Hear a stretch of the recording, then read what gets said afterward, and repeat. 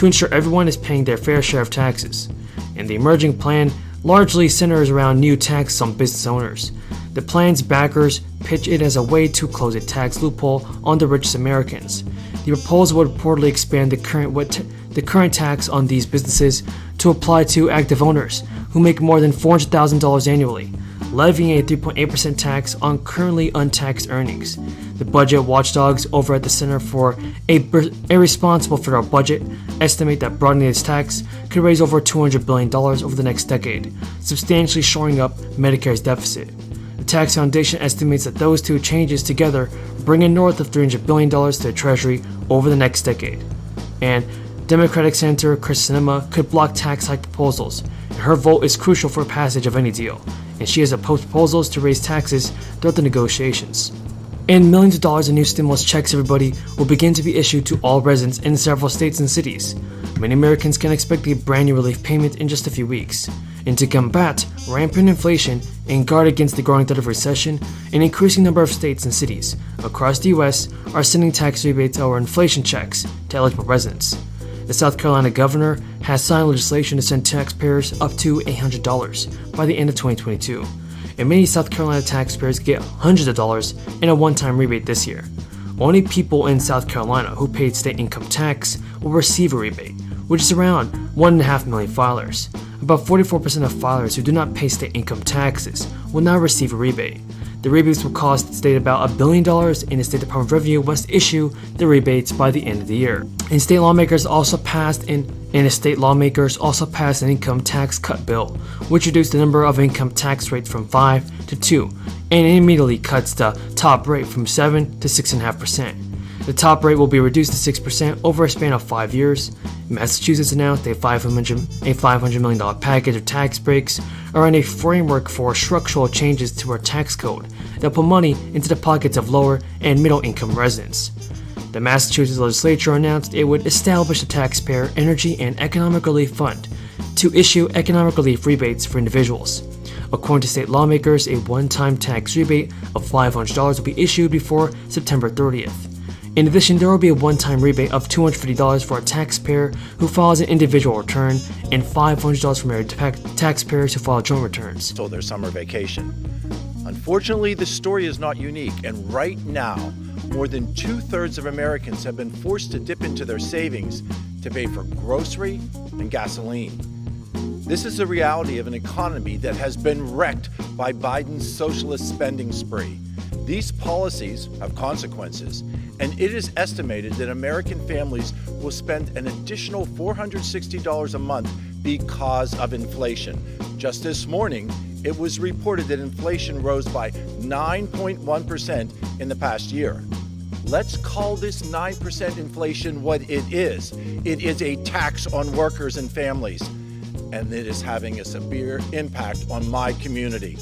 It's time to stop spending money that we don't have on policies that we don't need.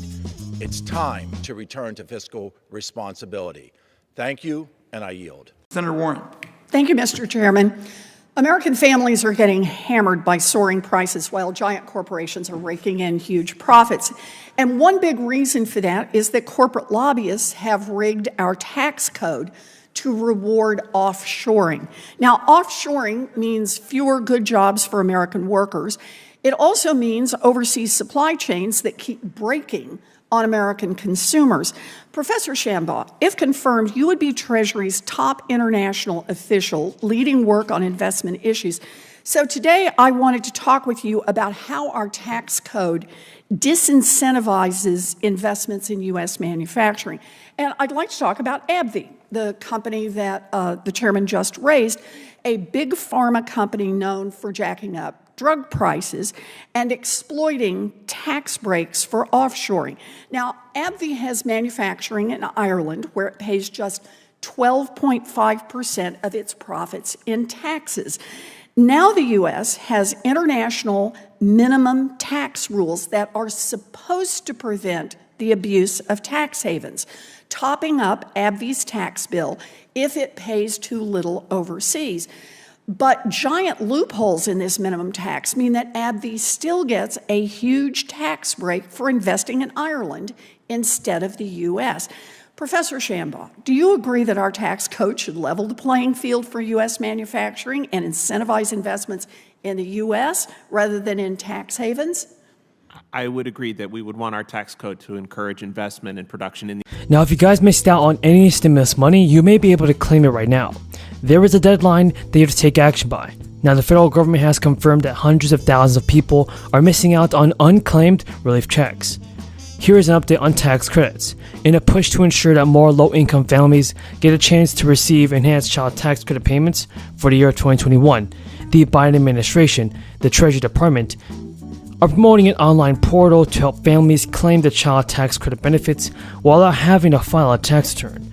Now, the free tool was introduced in the fall of 2021 and used by more than 115,000 families to claim around $440 million in tax benefits, but it was inactivated for this year's tax season to encourage taxpayers to file for returns, including any benefits owed to them.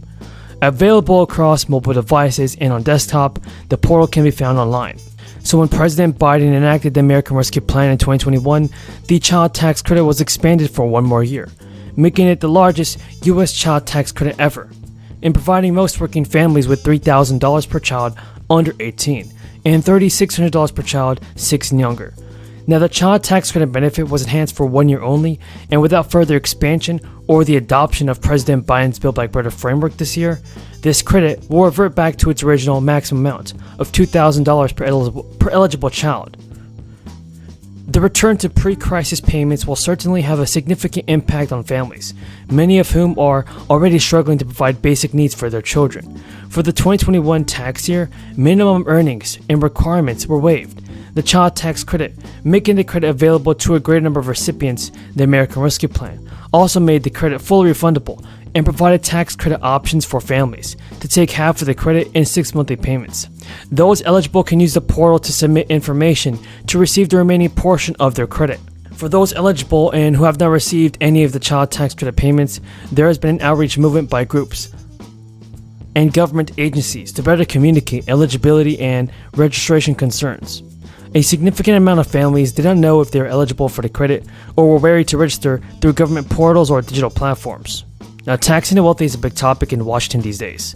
President Biden recently proposed in his 2023 annual budget a so-called billionaire minimum income tax that would increase levies on the country's wealthiest households. Under the plan, people with a net worth of $100 million or more would face a 20% tax on their full income, including unrealized depreciation. But one proposal to raise taxes on high earners making $400,000 and up in a year could help Social Security's funding problems. Social Security is funded through payroll taxes, which in 2022 apply to wages of up to $147,000. Both the employer and the employee